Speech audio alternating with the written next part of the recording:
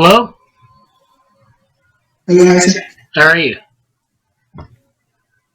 Okay. Good. We wait for Mayukh. And how's your week going? Or how's your project going? In this week is little very busy because out of the sudden my placement session started in college. So there was few coding tests last week on Friday, Saturday, and Sunday. So these 3 days are very busy for me. And apart from that, tomorrow is my governor's tax interview for internship position in summer 2021. And I guess on Friday I have MathWorks interview. Wow. Yeah, so these are the interviews that I'm going to be handling this week. Yeah. Oh, that sounds good. Hi, Mayukh. Hi. How are you? Can you hear? Yeah, I can hear you. Okay, fine.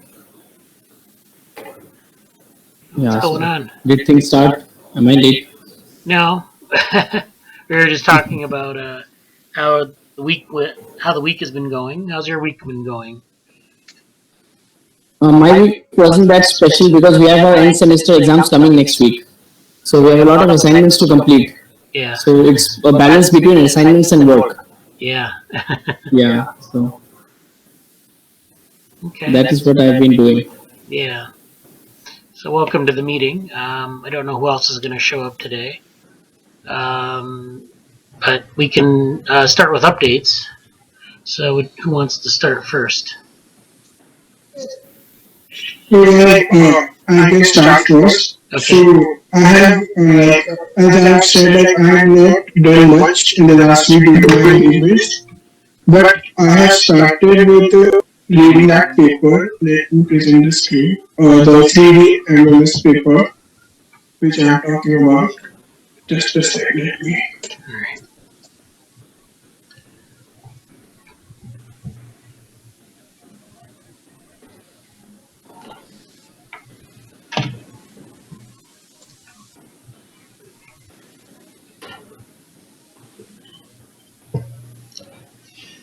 Is your screen visible? Yeah. Yes. Yeah, so basically, like they have implemented this paper into versions. Like they have first implemented this in older version that they have said that it is depreciated. Then they have used this new version. So all these files are in MATLAB format. They have used MATLAB for this. So like they have in this paper when I read it thoroughly, so I got to know that they have used something which is pre-existing, like 3D MMS. 3D MMS is already a model which is used in a lot of things like 3D modeling and all these features. But it is not meant to be for the biological use. This is something that they have done very innovative. It is used for like construction works, like modeling, modeling building architectures, and something like that. So it gives a very quite good view about how the building minute details, like how the iron is going to be laid, like how the cement is going to be filled, and all these things. But they have to implement this model, which is in the MATLAB format, into the our seed and embryogenesis process, and they have got very quite good results. So I am trying to structure these folders, like they have lots of things that is required. So I think this can be a very good model if we can convert it from MATLAB to Python. So I've started working on that, and like they require the database that they have not made it public. So I have requested the person whose name is given, like if you can tell me the source of data that he has taken, because in the paper they have repeatedly mentioned that they have good data. Meanwhile, I am using that video and I have segmented them in multiple frames, and I'm trying to get things done. The most difficult part is like lots of modules that I use in MATLAB is not supported by Octave. Octave is just like a module which you can import in Python so that you can implement all the features that MATLAB provide. But there are some tests disconnection between them, because as you can see, like they are they are updating Octave as regularly as they can, but you can't match, like MathWorks is working on MATLAB, so there's a company which is working on that. So there is some disconnection in the modules. So I'm trying to figure them out. They have very given a very pretty explanation like how to set up all the things, and I have done. So I'm working on this.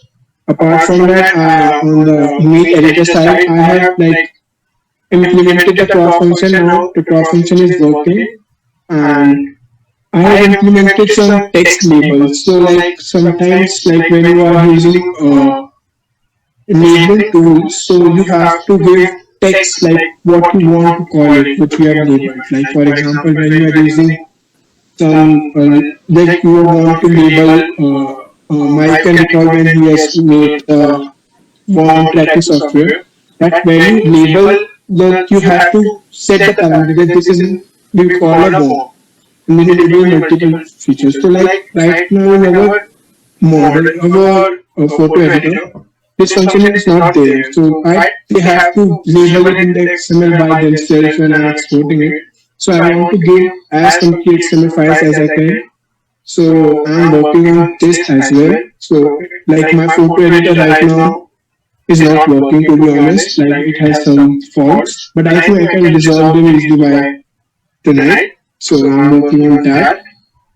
And as I said, like I have two interviews this week for Goldman Sachs and Network. So I think like I'm not able to work very hard on this project. Like, but for this project, what I have decided for this week is me and Mayukh can discuss like what kind of modules we want to integrate in the open DevoWorm, how we want to integrate, and we can kind of formalize the document and show it to Bradley sir in the Slack channel, so that we can, when the next week comes and I'm free from this, I can definitely work harder to get the things online. Right now we are ahead of schedule. Like the last of a week that I have said in my proposal, I have used it to complete the week week 5 and 6.5. But still, we have to do like more than what we have discussed in the proposal. So I think this week can be going for documentation and planning, like how the things are structured. So this is like what I'm thinking about this week. If Mayukh have any question, like we can discuss it right or off channel. Yeah, I don't have any questions right now, but do you think we should start working on integrating the modules into the website directly, or should we make another portal? Like, should it be separate, or would it be one with the website? Like, would there be links within the website which directly go to that? Like And would it be something similar to the things that were done last year with Vinay Bhaiya's model? Would it be something similar to that? So I'm getting a point. So the point, what I'm thinking is to keep the cost as low as we can, and to keep the cost even free for us for our module. What we can do is we can upload our pages first on github.io. So this will be the static pages, like which are just redirecting pages. For example, our Flash page can be our Flash page can be GitHub pages, so that our data which is being used in the Heroku can be as less as we can, so that it will fall in the free category. And we can direct the different portals. We can make, like for example, if you have a Python model which you want to deploy, so we can name it .herokuapp.com. So we can make multiple Heroku apps on which we can redirect each and every model, so that the space which is required is minimum. I am like pretty sure like it will be free for us if we do this in that way. So these are the things that we can definitely discuss. And apart from this, we can also serialize our models rather than like updating it on like every dataset that comes, because like if they are very huge datasets, the model is going to be very space user. Models right now are not very big. They're not the biggest in the world. No. I'm saying like if the data is very big, so your model which is training, like if you are adding your whatever data you are getting, if you are adding it in your test train database for Yeah. improving the results, so your model is the training time which is going to be done in the server side is going to be very large. So we have to make our model serialized so that it is not instantly adding all the dataset onto the train dataset. Instead of that, we can add it No, I think monthly. for now what we can do is that we can just upload the models that are trained and keep it static. If we get more data, we can just change. If we get somehow, if somehow if I found better data, what I'll do is that I'll train it myself, and after training it, I'll just replace that one with the new model Yeah, so because I like don't think a lot of data comes by too frequently. when you are uploading your model and you are like if we have done it successfully, like we are going to publicize it. So like people are going to come with very different kind of data set that our model might not have ever seen. So the Yeah. best practice is to add that data set in your training data set, but not like some people do it because they like We can collect all the yeah. images which they feed and which are like the ones in which the model was confused. But we don't know the labels for those images, right? Yeah, so like yes, what I'm trying to say is same thing. Like we don't have to put our model data on the training set frequently. We can do it like monthly, bi-monthly. These are the things that we have to lay down on a pen and paper, like on a document, digital document, so that it can be clear to everyone. So this is the thing that I'm proposing this week. Like we can do this these all things like discussion and planning so that from next week onward we can directly jump into the implementation part.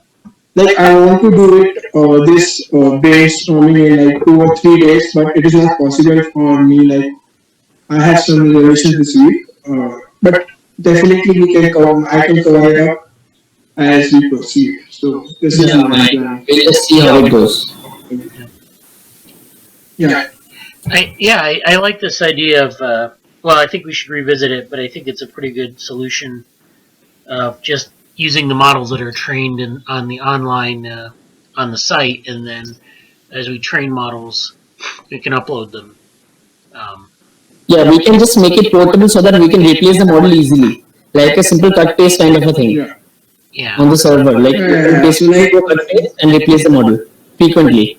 so yeah, most probably yes. So most probably what we are going to do is like we are going to deploy our different models on Heroku app. So like Heroku app, you can simply change the script and all things.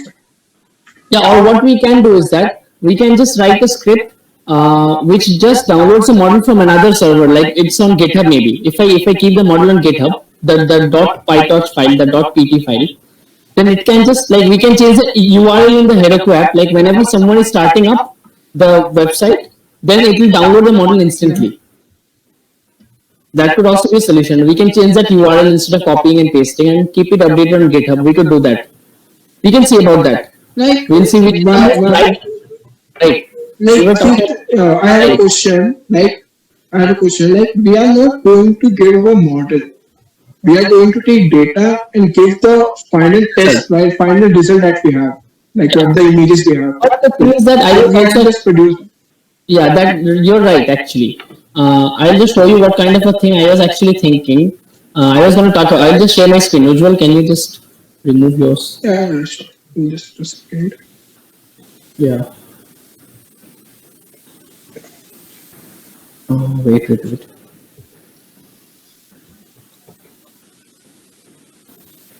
Hold on.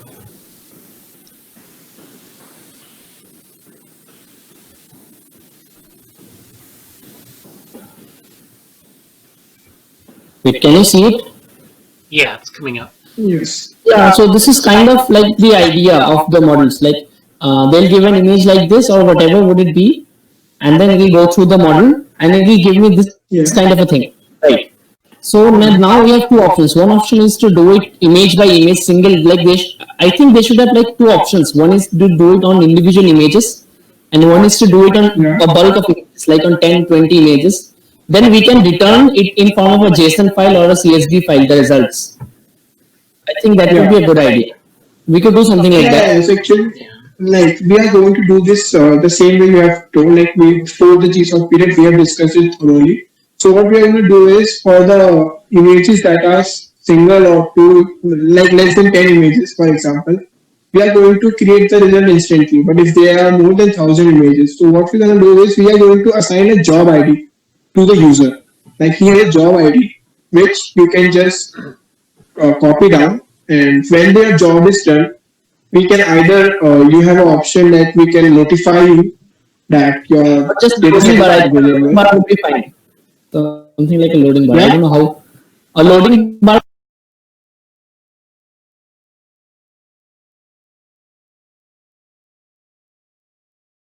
You were saying if there's a bulk of images, you'll give a job ID and then you'll notify that person when it's done. Yeah. So that guy might not like having like giving notification access to this website. So I think a loading bar No, just no, like not on the notification access. Like I am not talking about notification like on the pop-up screen. I am talking about like informing it through mails. Like if he has given our mail ID, we can simply inform it like that your would be data good. set is ready. That Yeah, would be and good. then he can, or even like I think if uh, if it allows, we can even share like upload big data sets on Dropbox or something, and we can just share the public link to him on the email itself. You just have to download it from there. Yeah, we can just give him something like You just results.csv, yeah, like yeah, file sure. name And and then, results. yeah, exactly. Like Like file I name am and not. this thing. Yeah, can you see this thing? Right, wait, I'll Yes, yes, yes, zoom yes, in yes. on Sure, that. sure. Like Yeah, yeah, this like file name and this. I am thinking That would be about. good. I am thinking about the Villiers model in which he is returning the images itself. So this model can be this result Yeah, for set that can be I'll very show you big it. and For that we can do something like this. Like this is the kind of thing no, that no, I like have. no, no, no, like you can just return this JSON file, JSON string or CSV file, whatever it is, because it will compact the size like what you need. You can just take the image name and give the population. So we can like all of us know like on the Gmail there is a limit of file size, like only 25 MB I guess file is the maximum file that you can share. So if you are just giving up the CSV file, so it will be like in KBs, max to max in MBs if Yeah. there are lots and lots of images. So yes, we can in your model we can just directly mail it. Yeah, Yeah, we we can can do just it. email it to that So person. yeah, yeah. Yeah, So and we other need to than pen that, down I these was things also to thinking see. that how would we return this kind of an image? Like, can you see this one? Like the segmentation one. Yeah, Yeah, how will we yeah. return So this we kind of a result to the user? Like, we can just show the image and click to download, or different kind of a yeah, file, or just the like raw image what in PNG. I think, yeah, you tell me. what I have done is like there is a dedicated page for the result page, and where a user if user has given only one or two images, he can see his results, his or her results. But if there are bulk images, then we are definitely going to show only one or two images on the page, and we have an option for download zip where he can either download or we can give him a mail where there is a Dropbox link where he Yeah, I can think bulk would like be the best of like bulk would be like if we don't do it today, we have to do it day after tomorrow or tomorrow because one or the other day some guy is gonna come up and he's gonna say that I want to do it on 1,000 images because there are a lot of researchers on this. So yeah. I think we So should what? make it scaled up from the first stage itself, like So so like that the bulk access is there. the Like researcher who is doing this kind of research, he is not going to give us all the data, to be honest. Like we are also going to give proper tutorial of what script we have developed with all the documentation as the sir has discussed, like step-by-step instructions on how we are processing our image. So a researcher might want to go to that particular collab or Jupyter notebook and try to yeah, do that would it be on great his as own. well. Yeah. So this is only for the people who are like either like they don't want to get into the code itself. They just want to get results. So this option of downloading mail is only for them. For others, we have a proper collab and tutorials for all the models that we are going to do. And we also have like, we are also going to build libraries of these models so they can simply import it in their Yeah, like in a Python library. Yeah. Like a They big can package, simply right? import them. Yeah, we Yeah, could do that. exactly. We could do that as well. Like, I'll have to work on that. flexible. I'll have to work on that.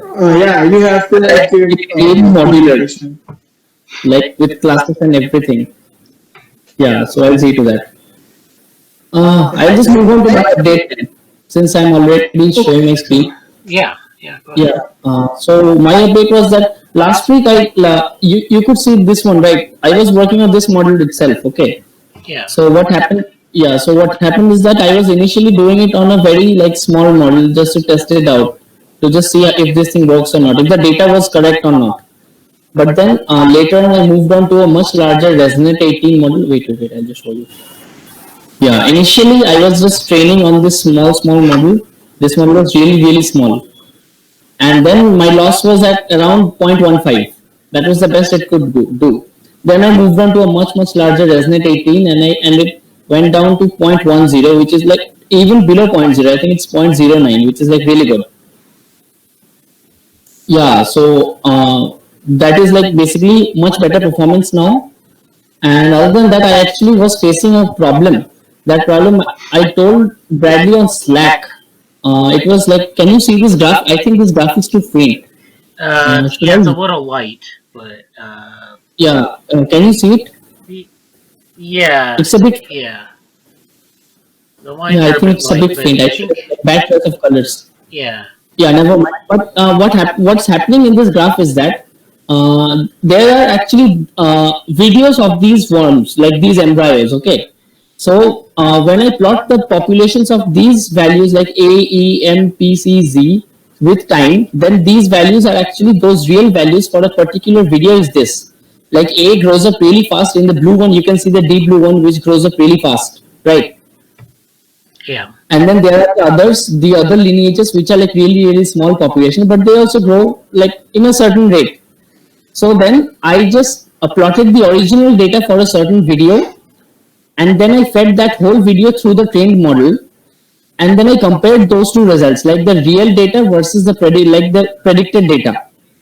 Okay, so then I was kind of getting a very I don't know what should I call this, like a strange kind of a flat offset on the initial part from 0 to 50 on the left side. You can see that it's really biased towards like it's not really predicting well for A on the initial things, like on the initial side, right? Right. But then when I was training it on time values which were greater than like 50 or 60, then it was doing much better. Then I realized that there's a problem with the videos itself, like they're very noisy. And for some reason, instead of learning from the noise, it's actually getting more confused. Oh. And I think other than that, I think something is wrong with the data somewhere. Because I suspect that in the Epic dataset, I've even seen it on some of the videos, it's that those videos are not properly sequenced. Like the beginning of the video is the end of the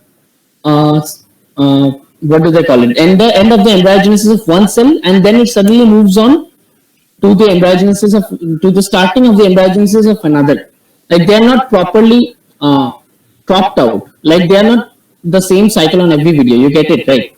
Yeah. Like wait, I'll show you. Like it goes from, suppose it goes from 0 to L1. Like on this one, it goes from 0 to 256. Yes. Okay. And then on some of the videos, it goes from 250, like it goes from 200 to 256. And then it's another video. So the data suddenly goes back to 0 and then again goes to 100. So you get it, right? It's kind of an x-axis offset. Right. So I think that is bothering the model. So I'll have to check on that. Okay. Yeah, so that's pretty much it. Oh, yeah, let's talk about this graph for a minute. Can you expand it again? This is good. Yeah, Yeah, this is good work. Yeah. So how did you predict these functions? How did you generate the prediction? Yeah, what I did is that I just loaded, like initially the model was trained and these are the predictions. Okay. And then what I did is that I loaded up a random video which it was not trained upon. Okay.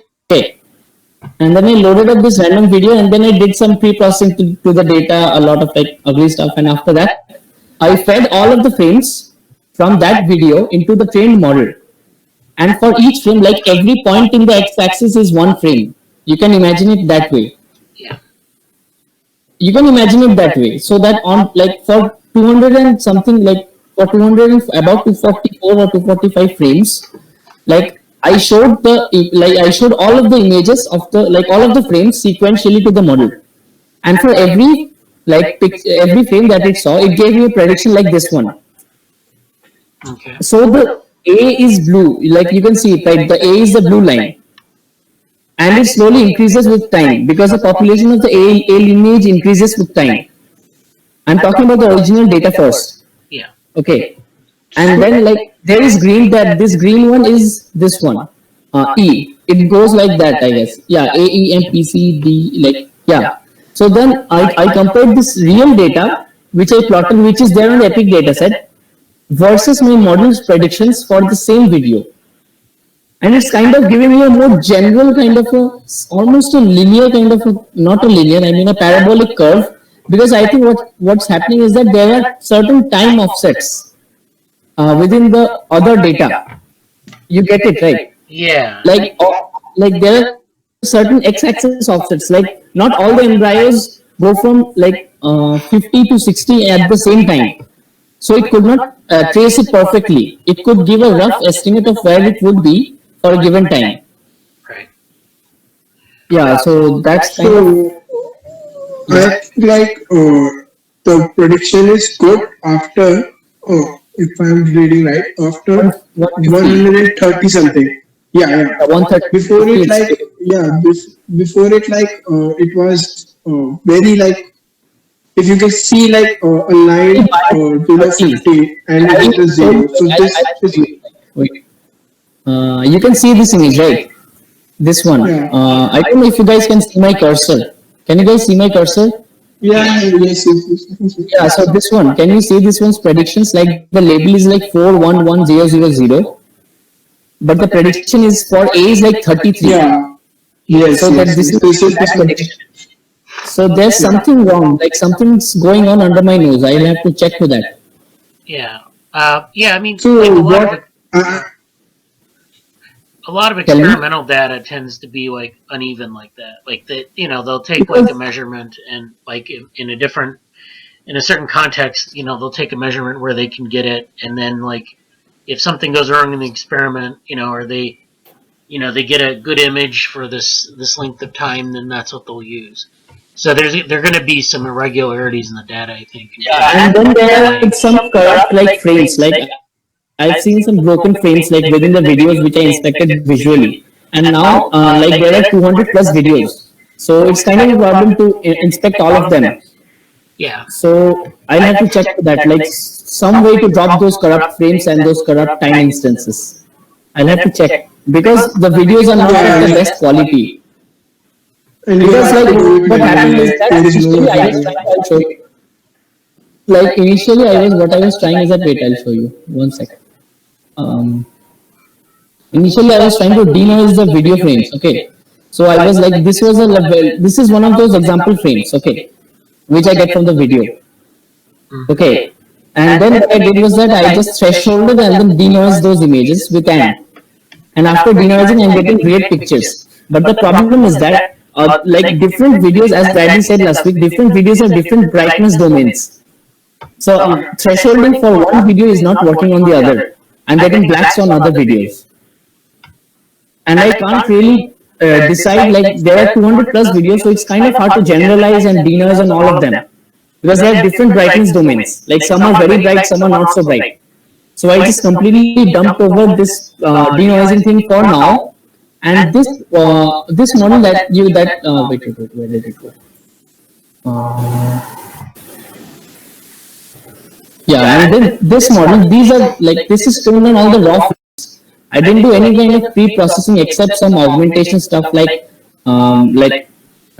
affine and all that. It's just random rotation and a little bit of transformation and then normalizing. That's the only pre-processing that's being done right now, other than those flips and the old stuff random brightness contrast. I'll have to see, I'll have to do some more, not augmentation, some kind of pre-processing. But what I fear is that the more processing I do, the less general it gets. What if one day some guy, some researcher drops a photo which is like completely different from the photos that are pre-processed? Like, what if it's not friendly to our pre-processing pipeline? So I'm afraid of that, which is why I'm trying to keep pre-processing to a minimal, like a minimal level, so that the model can work on a lot of ugly images as well.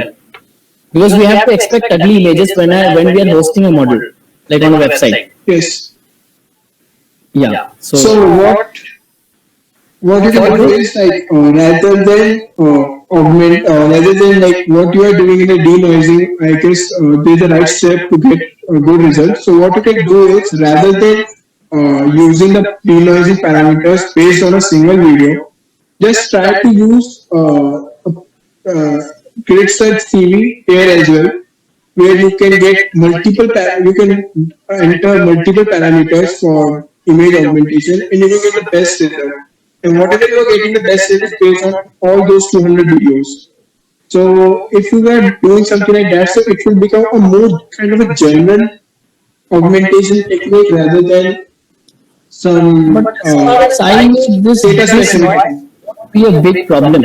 I think there is some problem with the way I am handling data. That could be possible as well. Because wait, where did it go? Yeah, because this thing really bothers me right now. This thing, this part of the curve, like something's wrong. Like I even inspected the data, like all the levels were fine, but this is really So bothersome this for like me. this is something, yeah, this is something extremely like making model very less reliable. Like after So what 100 I and do is 130, it is what performing I very do well is in my opinion.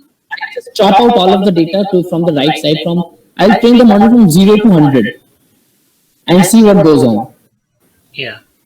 and see if it still work. Then we can narrow it down. Something is obviously wrong because those people who labeled it are not wrong, right? Right. They're researchers. So something is wrong on my side. So I'll have to check for that. What about these small? What about these other functions? The ones that are at the bottom of the graph.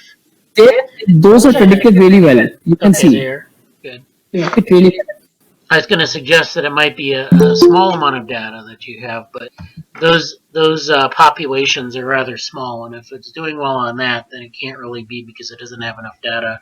There might be some issues with the number of. Well, so this is time, so you have a fairly small number of cells in the embryo at that between. What you just mentioned, small amount of data for these like these populations, right? Yeah. For Yeah. E, M, P, Z. No, the number of there's nothing as such. Like they're pretty much like there's no such thing as population like imbalance because this is a classification problem. This is more like a regression problem, but I'm doing a regression on It is images. what I'm getting is Regression problem. Parameter yeah, what I'm estimation. getting is why you are getting these results are wrong. This is because can you scroll up a bit up? Yeah, little bit up. Where are the images? Yeah. As you can see on the image, on the left hand side, second image, Yeah. left hand side, second image from second row, first image. Second. Yeah, this one. Okay, fine. Yeah, this one. Yeah, so like you can see this. This is something which is causing like problems to our model. Yeah, as you can see, like this is all noise. Like even a human eye can't tell like how many cells are there. As you can see, Yeah, it's exactly. almost a white portion. So Basically. yeah, so you have to somehow like figure out like what kind of like things you can do in this. In my opinion, uh, you can what you've suggested like you can definitely train two models, one for the less than 110 and for the 150. This might work. Other than that, you can just use your denoising technique in the whole model. Use grid search CV to find the best parameter which is suiting these at least these 200 videos. So to generalize the model, so that the model will become more general rather than the data specific that we have. Yeah. Right. Oh, so you want a different model for different population domains. Yeah. Yeah. Like I guess we can do it. for something. How would we know the population domain which that researcher who is on the website looking for? Well, I mean, yeah, they're We probably can going to be provide different. like They're going to be different situations. Like if you have something where, you know, like if you have something fluorescent like this, sometimes the fluorescence is expressed in the nucleus. Sometimes there's, you know, noise in the image where the fluorescence gets sort of leaks Yeah, out in of that case, the. there's a lot of noise. Yeah, there's There's a lot of autofluorescence, things like that. So you get like different. You get a lot of variety. Some image they're literally screen flashes when it's almost like a white line kind Yeah. of a thing going, like white crack going through the screen. So the model is not getting the best data right now. Yeah, I mean, I'll have to somehow find those corrupt frames and do something about them. Like one thing you can also do is like first of all try to predict train model and then try to predict on all those images. And if there is a set a threshold, like if there is a difference between label and predicted value more than like 50 or 60, you can just drop these images and again train your model. Like these are images which probably are the noise which is causing in your data set. So I think you can improve your data set in Yeah, that way. so you're telling me to like drop those. Yeah, that's kind of Yeah. interesting. Um, like on these kinds of images, right? Yeah, where the predicted value and actual value is where like it is almost double, so you can definitely drop it. Which is really bad. Yeah, So that's kind of worrisome. Other than that, like it's predicting pretty well for the images which are distinct, but it's not doing yeah, well where the image. Like for this one, it's like distinct. You can see those features. Like there are black boundaries between yes, the. yes, yes. So on this one, it's But predicting like well. for like most of the images, like just the image above it, you can also see like Yeah, prediction there are is some with pretty almost decent. double. Yeah, you can definitely drop those frames. In the basing area, when we are Try that. in the basing area, we are trying to One more augment time. models. We Because have this is dropped one some of those images which problems. have Because this is one of those problems, and then the other problem is this one. I'll try to address this one first, and then move on to that one maybe. Because anyways, if I even if if I drop those, this might remain. Even if we drop those frames, this might just no, remain. what I think is like if you are dropping those images, the noise of data is going to be reduced for the whole model. So the gap that we are seeing like 0 and 50, like your model is not predicting less than 50, I guess, according to the graph. So this gap might go very low, in my opinion. Okay, so you're telling me, like after training after training on all of the images, we'll just run it on all of the training images again, and this time note down the losses for each image, and then if the loss Yeah, is higher than a certain value, then that's yeah, like so that this image is is drop basically it. a bad image. So we'll drop that image, we'll delete that image. Yeah, sure. Because like Okay, you I can get. see like these some of these images are not even like human can't see, like I am just seeing a white dot in the second or first image and some cells on the left hand side. So it is definitely degrading our model. Yeah, it is definitely like doing some damage to its understanding. Yeah. is there a way to Yeah, So, evaluate and each because frame? like other than that, something that's kind of like not very visual. What I did was that wait, is it there? Is it there? Yeah, there was this minor issue which I was facing. It was that like it's not very visible here, but what was happening is that I like there was this issue where I had to map like on the Epic dataset. If you open those like files, you'll see that there are 130 or 140 time instances per video. Like there are 140 time points, Mm-hmm. but there are like 244, 245 frames. So I have to map 245 frames uniformly to 130 time points, mm, right? So that was initially I was doing it using like a very simple algorithm. But what it was causing was that it was causing a lot of stray single frames at the end. Yeah. Okay, like there were a lot of like five or six. Like in the end, there were five or six single frames, and all the others were roughly two or one or three to like fill it uniformly. But then that was not working because that offset was actually even though it's for like 5 or 6 frames, it actually matters when you are doing it on like 77,000 images, like for all the 200, like for all the 200 plus videos. So then I had to find a way yeah, to uniformly map them, like you get it right, like uniformly map them. Like some of these frames, like some of them have like you can see like for each element like this, it's like for one instance, I'm giving you 2 frames.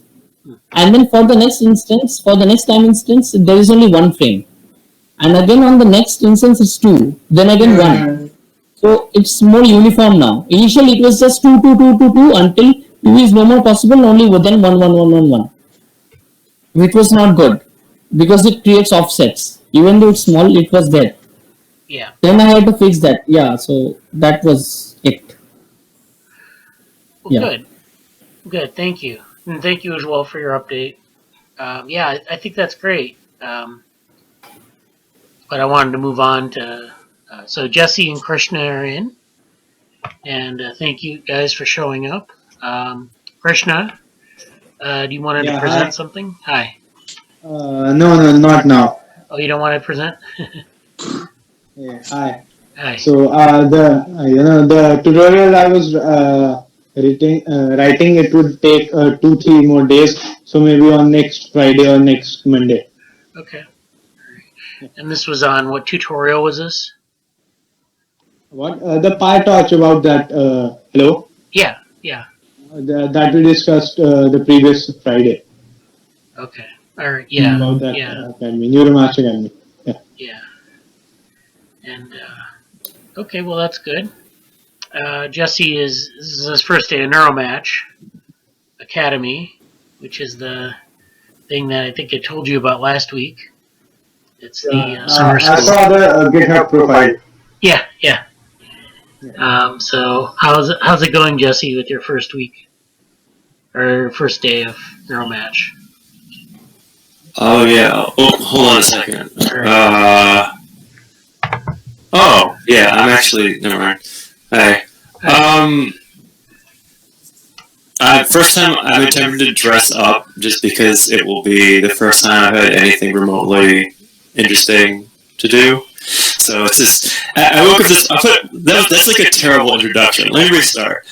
Wow, I'm excited. I haven't been excited for anything in like 4 months. To have something that's like actually going to happen and that I can participate in and lots going on. So I'm very, very happy. I was doing some of the intro material last night. It's awesome. Yeah, thanks again for the update on the Google summer code stuff. I think we had a good discussion on that. I don't know if I had any questions right now, but we can revisit some of that on Slack.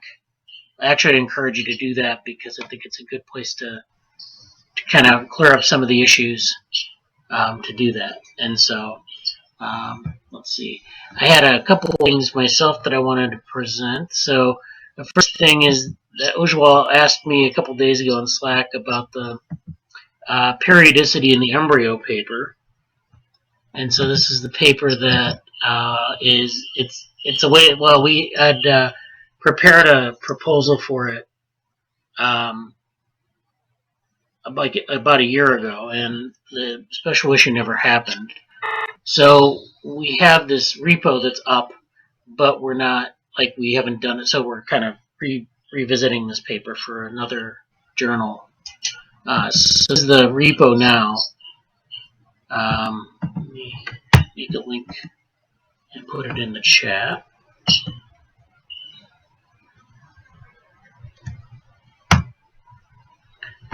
Okay. And so there isn't much there. There's an abstract. And the idea is that we're trying to build this model of periodicity in the embryo. So what Mayukh was showing in his graphs is actually relevant to that because we're looking at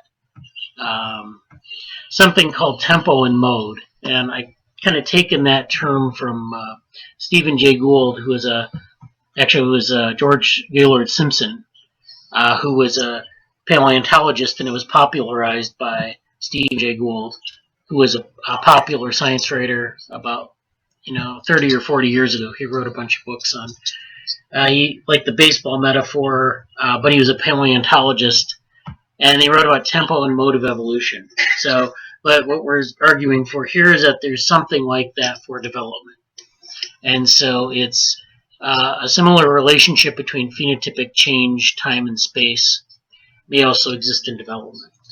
And so So the way you can look at periodicity are in a number of ways. One of them is to look at the expression of genes and the sequence variation associated with cell cycle and developmental patterning. Those actually have been examined in this paper here, which is developmental control of cell cycle compensation. So there are things going on at the sort of the molecular level with cell cycle changes.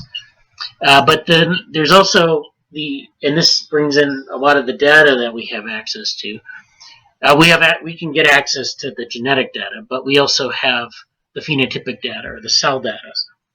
And so as we saw with the EPIC data set, we have cell tracking data available for different organisms. And I haven't shown this much in the group, but I actually have summaries of a number of different data sets. So not just C. elegans, but we have zebrafish and we have Drosophila as well. And so in this thing I just mentioned zebrafish, but I think there are these two different other organisms that we can draw from. And so Drosophila and zebrafish, which is another model organism, and the embryos look different in terms of their development. And what we do have is that same type of data that Mayukh was showing, where you have and it's cleaned up considerably from the raw data that he was exploring. So basically what you have is like a cell number, the time that it happens, and the spatial position. And so you can create three-dimensional graphs. And I don't know if I have the graphs in the repository. I may not have them up here. I may just have the graphs that I have in the paper there. I'm not sure. I should have brought this with me here. But I have these sort of three-dimensional graphs and you'll have to trust me on this. I'm going to actually put it on Slack. Where we have this three-dimensional space, and we have these points that represent the cells that are tracked, and they're averaged out to a common position. And then they're located in this, basically what ends up looking like this big sphere of dots. So this is the sort of just the standard embryo, but you can look at this over time. So these dots are just kind of like emerged at different points in time. So you go from a single cell and you go out to a bunch of cells over time. And the idea is that as these cells divide and differentiate, are there patterns or are there waves of differentiation or division. So one of the graphs I have here is differentiation by divisions. So what this means, this is a C. elegans embryo, and this axis is in minutes. All right, so this actually goes way out to like after the egg hatches, and it's they call this post-embryonic cell division. But this is the pre-embryonic period from about 0 to about 800 minutes or so, or about 750 or so. And you can see this blue line. This is actually beyond hatch, so it's right about here. But anyways, these well, actually, that's not what that means, but it's about here. So these orange pulses, you can see kind of the lines coming up. These are like cell divisions and embryogenesis, and as you can see, it's not uniform. They don't all divide at consistent intervals, or it goes from 2 to 4 to 60, or from 2 to 4 to 8 to 16 cells, sort of uniformly. There are these pulses, so you get these pulses. It's not immediately clear what the time scale is here. There are actually multiple time scales, but there's definitely a pulsing that happens, and you see this in the post-embryonic case too, where you have different. They happen in clusters. They don't happen uniformly. Then you have this graph, divisions during embryogenesis. So again, this is a histogram of C. elegans embryogenesis, and again you have cell divisions, and this is at a sort of a close-up of this period of embryogenesis from 0 to 440 minutes, and you get these bursts of activity. It's not always uniform. So at 200 minutes, there aren't any cell divisions recorded. The same thing at 350, 360 minutes. And so, but you do get these periods where they're, and this frequency is, I think, the proportion of cells born at a certain time. So these bins are, there isn't any activity until the first division. So this is a single division. Then these are two divisions. And this is I think these are kind of in the 4-cell to 8-cell stage. And then it goes out like that. But you'll notice that there are these rounds of divisions that are that occur over time. Yes. And so this, and you can also see this in zebrafish, where you have early. This is the first stage of zebrafish development, and zebrafish development is a bit different from C. elegans, but you see actually it's very distinct here, where you have this early spot. I don't really have the graphs labeled very well, but this is like a fertilization, and then this is like 150 minutes or something. But you see this sort of periodicity, and then it breaks down after a while. But the whole idea of the paper is similar to this, where and I don't want to make it like kind of like this this sort of undisciplined tour of things. So it's going to have to be tightened up a bit around maybe some specific questions. But the idea is that you have these frequencies of cell birth and things like that, and it's an attempt to sort of talk about that maybe in a quantitative manner, because a lot of the explorations of this have been with data. You'll have like a paper where they describe like cell divisions and they give a graph, which I gave a graph just to characterize it, but they don't really give very much interpretation in terms of maybe the systems level of what's going on, or like a deeper analysis of cell division. So what I'm thinking is like, if I'm not wrong, what Mayukh has done in his graph is basically like showing the peak. As you can see, there's a straight line, then it declines, then there's a straight line, then it declines in his graph. So it's like basically showing the same nature that we are trying to do. So we can improve this model, I guess, for this paper. We can definitely interpret it as result. Yeah, and there are different methods we can apply too. Like we could use a machine learning approach to some of it, and then present like a sort of just from the data. Like you have your divisions. You kind of can characterize divisions, but you can also kind of find deeper patterns in the data. So that's kind of what in some ways people will use machine learning to find like a deeper pattern in the data. Sometimes they'll use signal processing, but I don't think there's really enough regularized data to use signal processing. The data are somewhat irregular in embryogenesis. So. Yes, like for signal processing, I don't think so. Right, data is going to be very good. Yeah. But I think I don't know.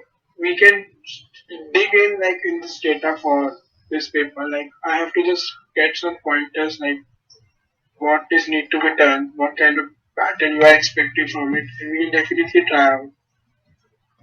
Like I don't know the basic biology, what is being involved here, but as long as it's a machine learning problem, I think me and Mayukh can handle it. Yeah. So I think, one step forward here would be to maybe kind of give I could prepare some, I don't know, like some question, like a little bit of an outline of what we might expect, what we might want to do.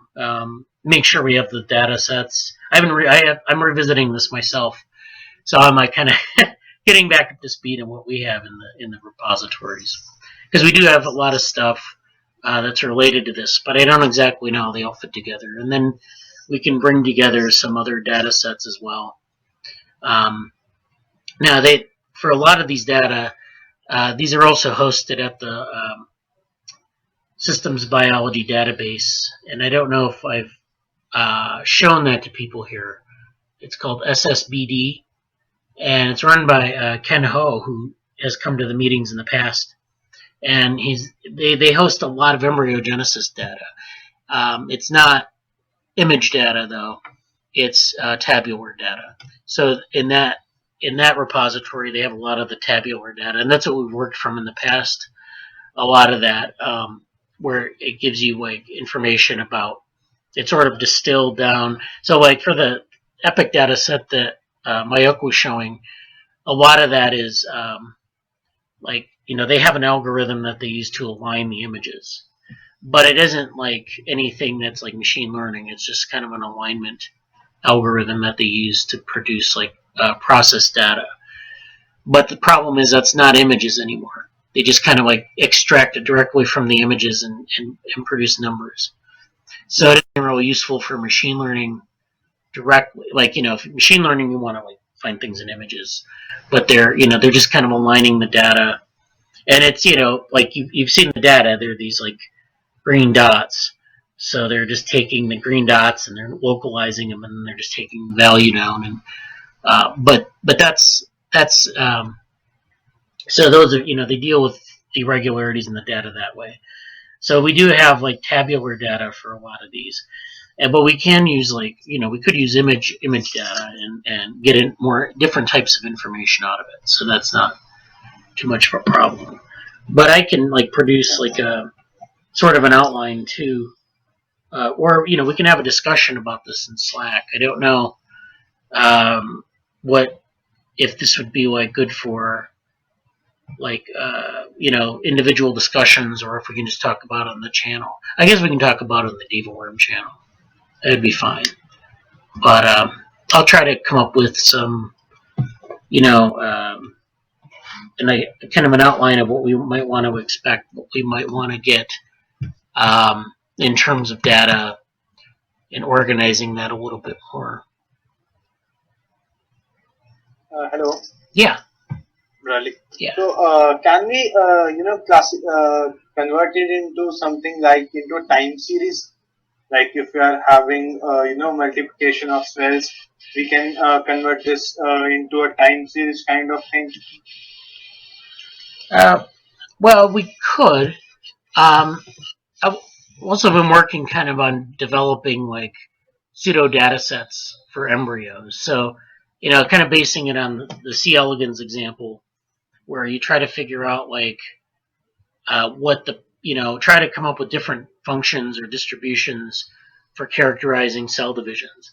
And so I don't think that's in that repository, but like basically creating data sets that are like not real embryos, but they're based on some of the principles that we're extracting from like C. elegans. So what we can do, we can create our synthetic data set with the help of GANs.